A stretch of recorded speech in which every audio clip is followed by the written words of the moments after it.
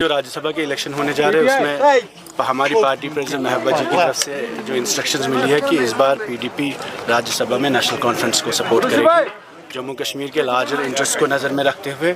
और ख़ासकर जो दो मुद्दे जो महबूबा जी ने नेशनल कॉन्फ्रेंस की लीडरशिप से कमिटमेंट लिया है। एक जो यहाँ पे लैंड का बहरान है,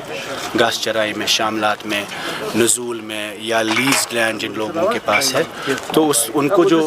ऑनरशिप राइट्स नहीं मिल रहे हैं, उस पर नेशनल कॉन्फ्रेंस से हमने कमिटमेंट लिया है कि जो पीडीपी का लैंड बिल है उसको पास करने के लिए आप हमें मदद करें, हम आपको मदद करेंगे इस इलेक्शन में। नंबर 1। दूसरा जो डेली वेजेस का मुद्दा है, करीब 1 लाख लोग परेशान हैं, daily wages, casual labours, need base या कॉन्ट्रैक्चुअल्स है, तो उस पर भी पीपल्स डेमोक्रेटिक पार्टी की तरफ से एक बिल लाया गया है जो हमें उम्मीद है इस हाउस में उठेगी। तो उन 2 कमिटमेंट्स पे हमने फैसला किया हम नेशनल कॉन्फ्रेंस को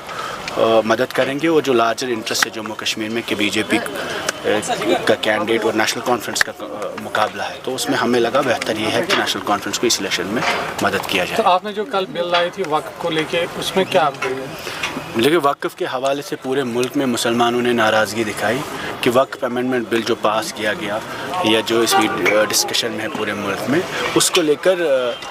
पूरे मुल्क में मुसलमानों में खदशे है कि मुसलमानों के जो असासे हैं, मस्जिदें हैं, ज़ियारतें हैं, उनकी रहनुमाई मुसलमान ही करने चाहिए। तो हमारा भी गर्ज है, हम किसी एक फ़िक्र ख्याल के साथ नहीं, हम चाहते हैं कि जो मुस्लिम इंस्टीट्यूशंस है, हज़रत बल कंट्रोवर्सी के बाद आपने देखा कैसे लोगों में यहाँ पर एक गुस्सा दिखा, तो जो मुसलमानों की इंस्टीट्यूशन से ज़ियारतें हैं, दरगाह हो,